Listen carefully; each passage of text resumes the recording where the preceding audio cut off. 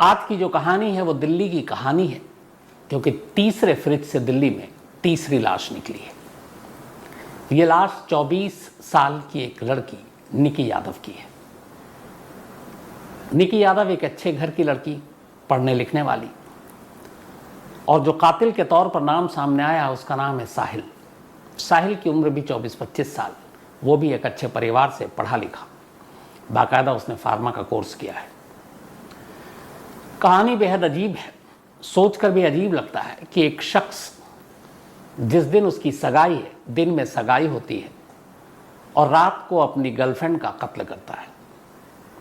रात को कत्ल करता है, गर्लफ्रेंड की लाश को फ्रिज में छुपाता है, और उस फ्रिज जहाँ पे रखा हुआ उससे 700 मीटर की दूरी पर उसका घर है। फिर वो जाता है, शादी की तैयारी में जुट जाता है। फिर रात को उसकी बारात निकलती है, शादी करता है, 7 फेरे लेता है, और सुबह होने से पहले अपनी नई नवेली दुल्हन को लेकर उसी घर में आता है जिस घर से 700 मीटर की दूरी पर एक फ्रिज के अंदर उसकी गर्लफ्रेंड की लाश पड़ी है। ये दिल्ली की कहानी है, बहुत हद तक श्रद्धा से मिलती जुलती कहानी है। फ़र्क इतना है, पिछले 2 फ्रिज से निकली लाश और इस लाश में कि जो श्रद्धा की फ्रिज, जो लाश जब उसको खोला गया तो श्रद्धा की लाश के टुकड़े मिले। अंजन दास भी जिस फ्रिज में कैद था उसमें उसके लाश के टुकड़े थे। यहाँ जिस फ्रिज में निकी थी, उसकी सिर्फ ये थी कि लाश के टुकड़े नहीं हुए, और हो सकता है कि आगे चलकर उसके लाश के टुकड़े करता, क्योंकि उसे मालूम था इससे पहले ये क्या हुआ है।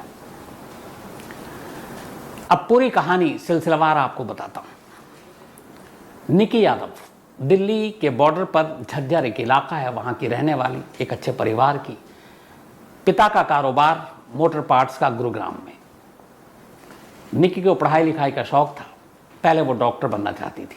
12वीं तक की पढ़ाई उसने घर पर रहकर की।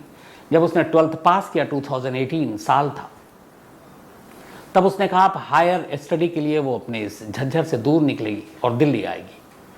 वो दिल्ली आती है, दिल्ली के उत्तम नगर इलाके में एक कोचिंग सेंटर ज्वाइन करती है, और उत्तम नगर से चूंकि उसका घर दूर था तो वहीं वो एक किराए का घर लेती है और वहाँ रहने लगती है।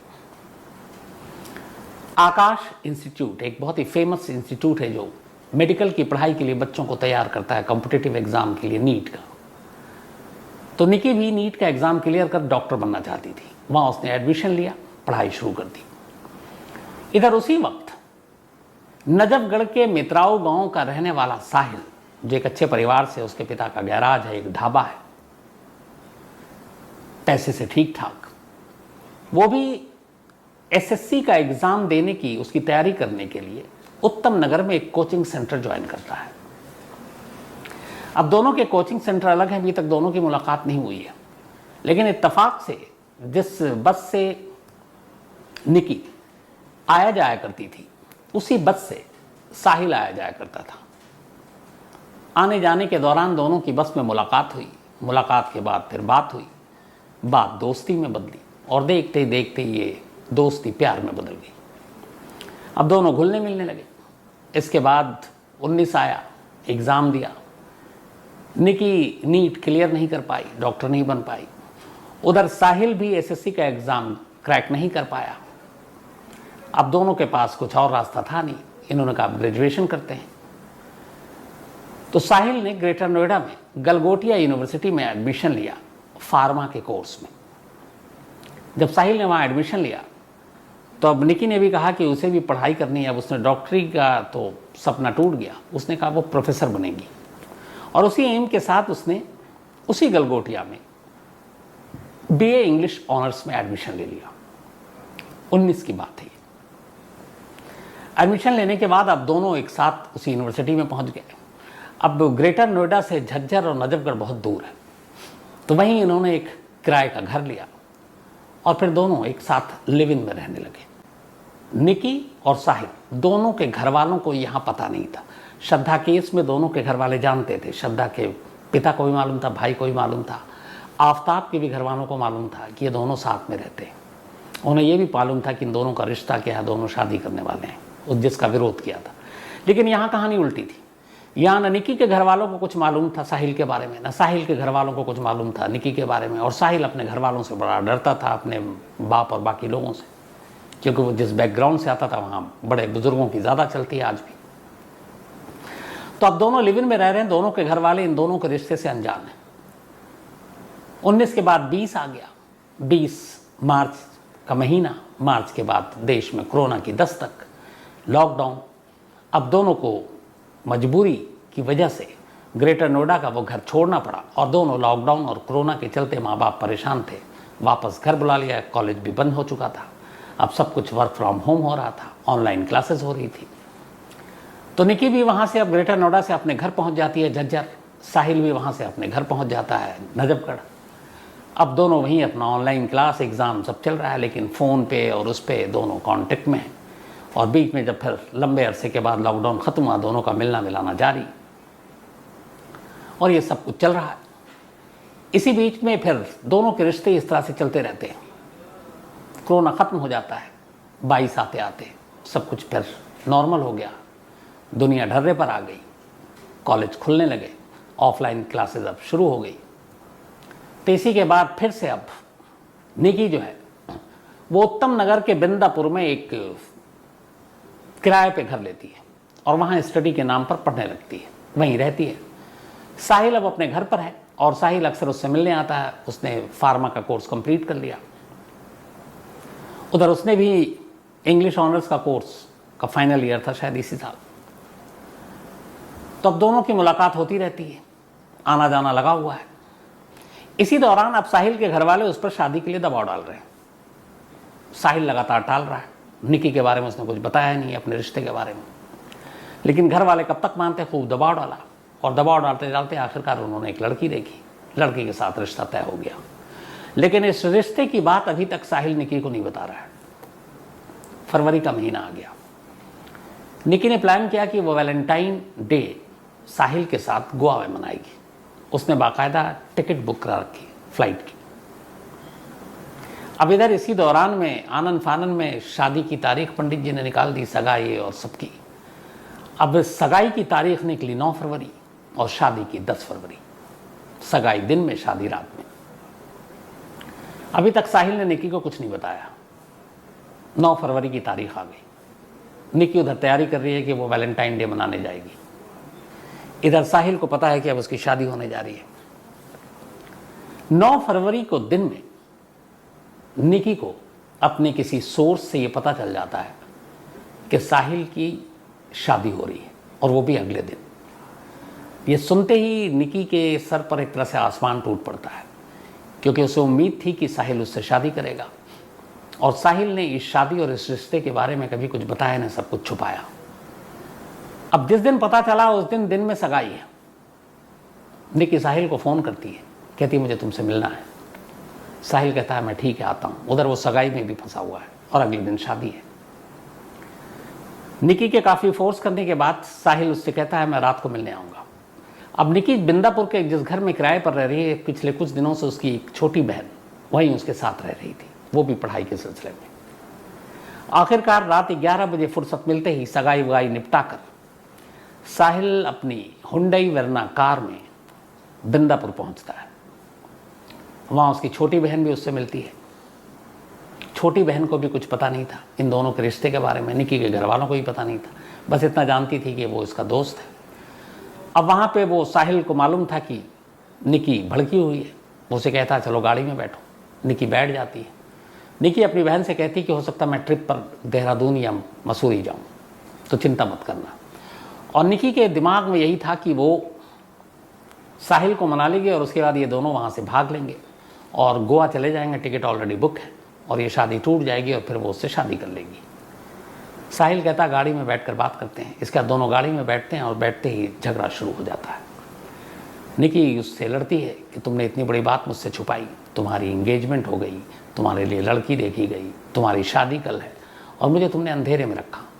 वो उधर सफाई दे रहा है कि मैं अपने घर वालों के दबाव में ये सारी चीज़ें, तो कहती कि ठीक है अभी शादी हुई नहीं है, ये दबाव और इन सारी चीज़ों को छोड़कर हम दोनों भाग चलते हैं, कहीं शादी कर लेते हैं।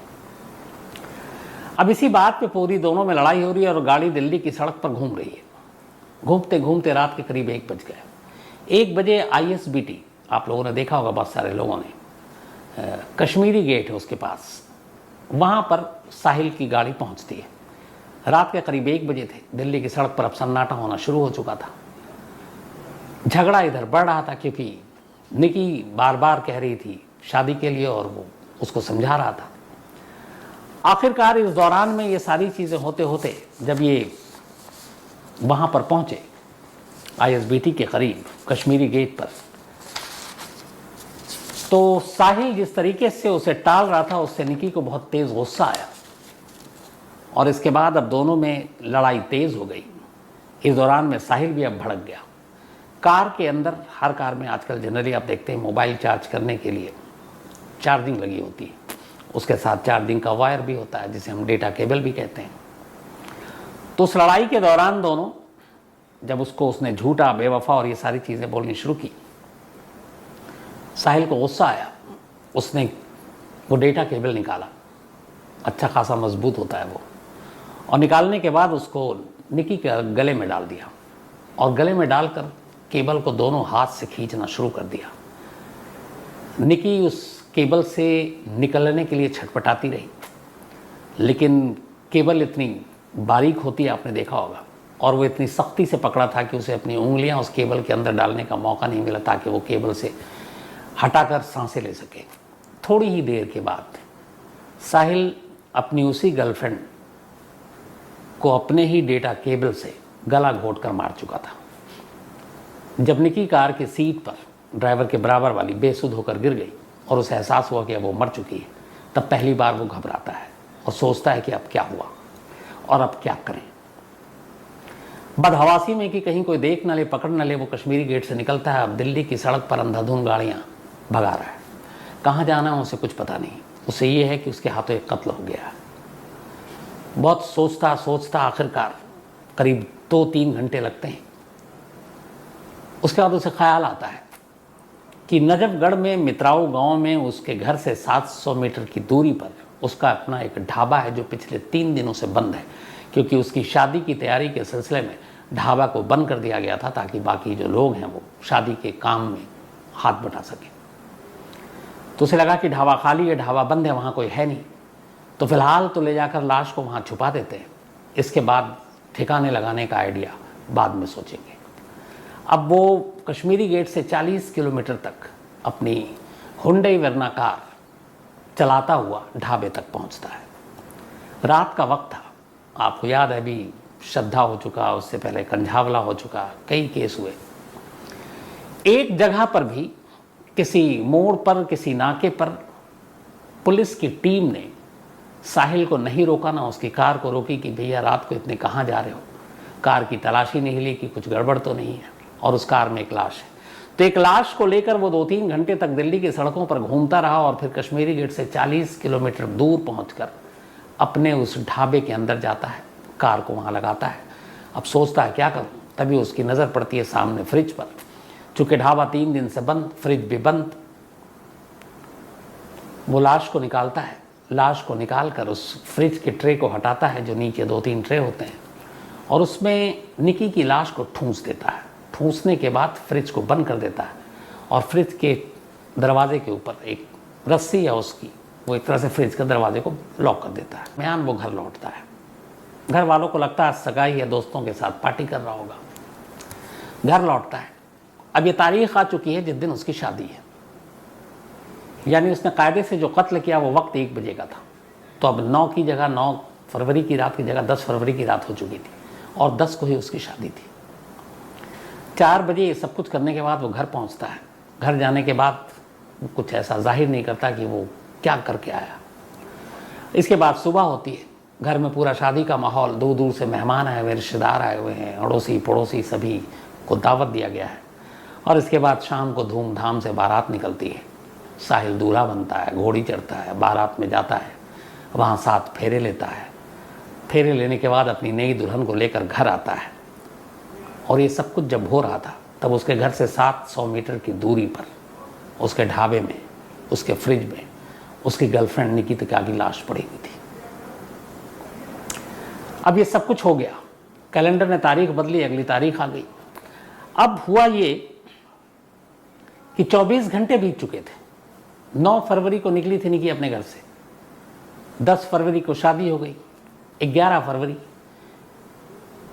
इस दौरान में अब उसने एक बार भी अपने घर पे फ़ोन नहीं किया, और इससे पहले कभी ऐसा नहीं हुआ कि निक्की ने अपने घर फ़ोन ना किया हो। एक बार ज़रूर कहती थी मैं ठीक ठाक हूँ, बिंदापुर में चूँकि वो अलग रह रही थी। तो निक्की के पिता को थोड़ी टेंशन हुई, उन्होंने फ़ोन किया।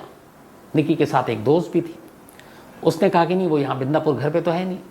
निक्की की बहन भी थी, उसने फिर अपने पिता को बताया कि नहीं उसका एक दोस्त आया था साहिल, और वो दोनों साथ गए, और दीदी कह रही थी कि वो शायद देहरादून और मनाली जाएंगे। तो पिता को थोड़ा लगा कि चलो ठीक है ये कहीं बाहर गई होगी, लेकिन फिर अगले दिन भी कॉल नहीं आया, तब उन्हें तनाव हुआ। तो उन्होंने कहा कि वो दोस्त कौन है।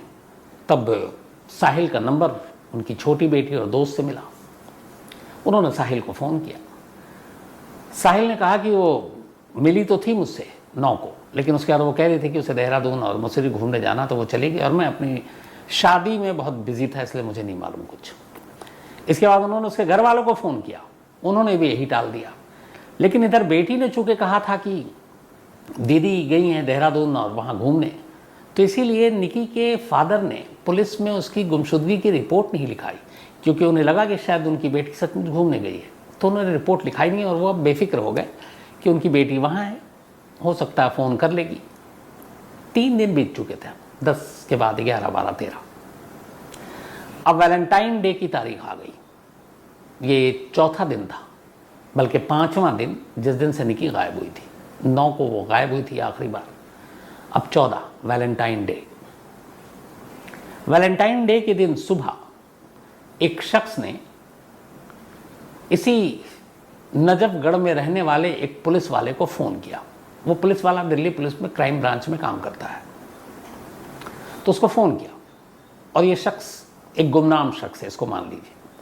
और उसने कहा कि मुझे एक खबर देनी है। तो उसने पूछा बताओ।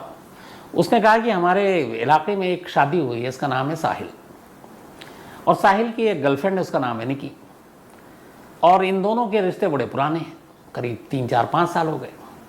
लेकिन साहिल की शादी कहीं और हुई। तो पुलिस वाले ने कहा इसमें अजीब क्या है, हो सकता है इसमें बहुत सारे ऐसे केस होते हैं, प्यार कहीं और होती है, शादी कहीं और हो जाती है।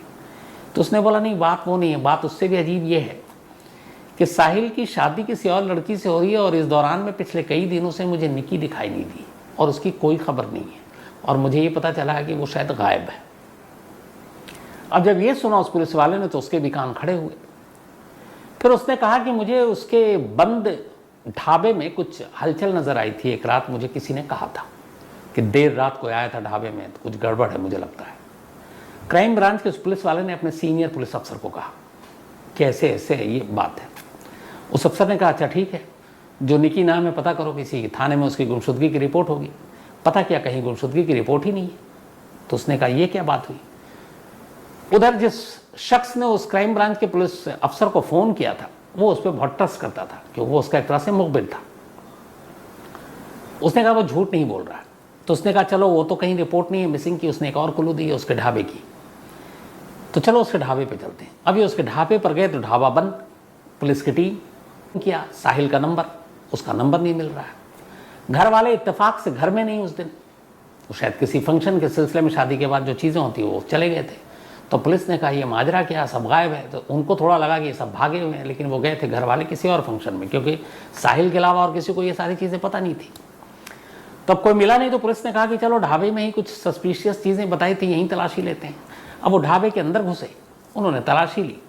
तलाशी लेते लेते शायद श्रद्धा और जो 2 केस आपको सुनाया अभी, पुलिस सिर्फ दिल्ली क्या पूरे देश की पुलिस के जहन में ये फ्रिज जो है वो घर कर गया है। तो लोगों के जहन में वो रहता है फ्रिज। तो जब वो ढाबे के अंदर गए, कहीं कुछ मिला नहीं, तो एक पुलिस वाले के दिमाग में वो श्रद्धा वाली कहानी आ गई फ्रिज की। तो उसने कहा फ्रिज ही खोल लेते हैं। उसने जैसे ही फ्रिज खोला, अंदर से निकी की लाश ठूंस कर जो रखी गई थी वो बाहर गिर गई। खुद पुलिस वालों के होश उड़ गए। इसके बाद उन्होंने लाश उठाई, फिर दीनदयाल उपाध्याय अस्पताल उसको पहुंचाया, और तब ये पता चला कि ये निकी है। इसके बाद कल ही यानी कि 14 फ़रवरी मंगलवार के दिन एक पुलिस अफसर ने निकी के पिता सुनील यादव को फ़ोन किया और कहा कि आपसे ज़रूरी काम है, आप थाने आ जाइए। जब वो थाने आए तो उन्हें सारी बातें बताई गई। फिर निकी की लाश दिखाई गई, वो पहचान गए। अब इसके बाद पुलिस की एक टीम साहिल के पीछे लग गई। साहिल को तब तक ये कहानी मालूम नहीं थी कि फ्रिज का राज खुल चुका है। वो जैसे ही दोपहर बाद घर की तरफ लौटा, पुलिस की एक टीम पहले से ही वहाँ पे छुपी हुई थी। साहिल को दबोच लिया। साहिल को पकड़कर पुलिस की टीम लाई, पूछताछ हुई। चूँकि फ्रिज का राज खुल चुका था, उसके पास कोई बहाना भी नहीं था। फिर उसने पूरी कहानी सुनानी शुरू कर दी और पूरी कहानी यही थी कि निकी उस पर शादी के लिए दबाव डाल रही थी और घर वाले उस पर शादी के लिए दबाव डाल रहे थे। घर वालों को वो मना कर नहीं सकता था और शादी तय हो गई। निकी को उसने ये बात बताई नहीं और बस इसी बात पे निकी भड़क गई और मुझे कुछ सूझा नहीं। झगड़ा इतना बढ़ा कि मैंने उसको गला घोट कर मार डाला। इसके बाद लाश कहीं और ठिकाने लगाने का मौका नहीं मिला तो फ्रिज में रख दिया, ये सोचकर कि शादी हो जाए, थोड़ा मामला ठंडा हो जाए तो फिर इस लाश को ठिकाने लगा देंगे। अब इस लाश को वो ठिकाने आफताब की तरह लगाता या फिर लाश को पूरी एक साबुत लाश को ले जाकर कहीं फेंक देता, इसका अभी खुलासा नहीं हुआ है। लेकिन कुल मिलाकर इस कहानी ने फिर वही चीज़, मैं शुरुआत में लौटूंगा कि अगर कत्ल के आइडिया चुराने वाले आइडिया चुराते हैं तो फिर अंजाम क्यों नहीं चुराते। अगर हर क्रिमिनल अंजाम भी चुरा ले तो शायद वो ऐसी चीज़ें ना करे। क्योंकि अंजाम यहाँ पर मैं ये कह रहा हूँ कि जिस तरीके से गुस्से में, जो साहिल का कहना उसने गला घोट दिया, लगभग ऐसे ही तो सेम किया था आफ्ताब ने। शाम को उसका भी झगड़ा हुआ और उसने गुस्से में गला घोट दिया और उसके बाद फिर वो सोचने लगा क्या क्या करना है। तो अगर आइडिया ही चुराना है तो फिर मुझे लगता है कि एक बार पहले अंजाम चुरा ले तो शायद कोई भी क्रिमिनल कॉपी करके इस तरह के क्राइम नहीं करेगा। तो ये थी अफसोसनाक कहानी, दिल्ली के तीसरे फ्रिज से निकली तीसरी लाश की कहानी।